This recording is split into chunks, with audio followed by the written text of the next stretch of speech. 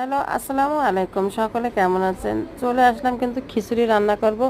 তো দেখেন চলে গেছে একটু বাইরে, বাড়ির থেকে কাজগুলো সেরে আস্তে আস্তে আসলে সময় হয় না। আর যেহেতু আজকে ওয়েদারটা কিন্তু খারাপ, ওয়েদারটা মানে বৃষ্টি হচ্ছিল, অনেক ঠান্ডা পড়ছে। এই সাথে কিন্তু ছেলে মেয়েগুলো খিচুড়ি খাওয়ার জন্য প্রস্তুত হয়ে গেছিল। আমার হাতে সময় নেই, আমিও চিন্তা করলাম যে আজকে তাহলে খিচুড়ি রান্না করি, যেহেতু সবাই খিচুড়ি খেতে চাচ্ছে। তো এখন চলে আসলাম, কিন্তু দেখেন ঘোরাঘুরি করতেছি, ঘোরাঘুরি শেষ করে কিন্তু এখানে এসে সব কিছু গুছিয়ে রেখে গেছি। এসে কিন্তু খিচুড়িটা চুলায় বসিয়ে দিতে আমি একটা হাঁড়ির মধ্যে খিচুড়ি বসিয়ে দিচ্ছি। এর সাথে আমি ময় মশলাগুলো দিয়ে ভালো করে কষাচ্ছি। এটা কিন্তু আমি স্টিলের পাতিলে রান্না করতেছি। এখন আমি তেজপাতা দিছি, একে একে রসুন বাটা দিছি, আদা বাটা এবং কাঁচা জাল কিন্তু কিছু ভেঙে দিছি, আস্তা দিয়ে কিন্তু আমি খিচুড়ির মশলাগুলো কষাচ্ছি।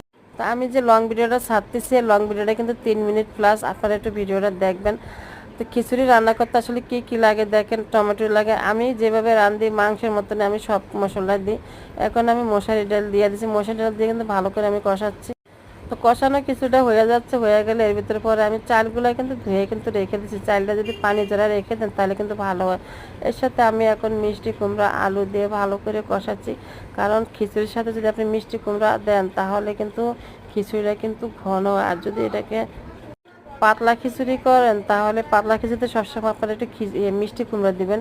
মিষ্টি কুমড়া দিয়ে যখন খিচুড়িটা একটু ডাল ঘুটনি দিয়ে একটু ঘোটা দিবেন তাহলে দেখবেন যে কত মজা। আর তার সাথে যদি একটু মাংস হয়, চর্বিওয়ালা মাংস, তাহলে তো আরও মানে খুব সুস্বাদু হয়, খেয়ে এত মজা হয়। যেদিনকার ঘরে এরকম আমি, এটা তো হলো ভুনা খিচুড়ি রান্না করতেছি, আর আমি যেদিনকে পাতলা খিচুড়ি রান্না করি সেদিনকে আমার ঘরে মনে করেন যে এক একজন 2-3 বার করে খাবে। সাথে আমি বেগুন ভাজা করি, ভর্তা করি, এবং অনেক সময় আছে যদি আমি যে গরু মাংসটা নিয়ে আসি, গরু মাংসটাকে আমি বেছে বেছে চর্বিগুলো রেখে দেয়। তো দেখেন আপনাদের সাথে কথা বলতে বলতে কিন্তু আমি রান্না করতেছি।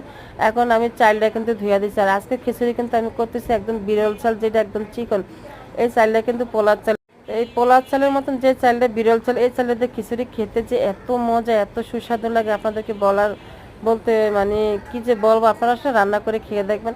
তো আমার খিচুড়ি পেরে অর্ধেক দিন হয়ে গেছে। এখন আমি এর মধ্যে কিন্তু গাছ ধনিয়া, যেটা বিলাতি ধনিয়া বলে, সেটা দিয়ে দিছি। ভালো একটা ফ্লেভার আসছে, কিন্তু খিচুড়ি কিন্তু হয়ে গেছে। এখন এটাকে কিন্তু পরিবেশন করবো। তো দেখেন আমি যেরকমভাবে খিচুড়ি রাঁধি শর্টকাটে, আপনারা যদি এভাবে রাঁধেন অবশ্যই আমাকে জানাবেন কমেন্টের মাধ্যমে, একটু কমেন্ট করবেন বেশি বেশি করে। তারপরে আমি কিন্তু এর মধ্যে কিন্তু রসুন দিচ্ছি, আপনার সাথে বলতে মনে নাই। আমি সবসময় খিচুড়ি রান্না করলে 4-5 পিস 6 পিস করে রসুন দেয়, আস্তা রসুন। আর এই রসুনটা যখন খিচুড়িটা খাবো তখন খিচুড়ির মধ্যে রসুনটাকে ভালো করে ডলে নেব, তখন দেখবেন যে এত মজা লাগে, একটা সেন্ট আছে।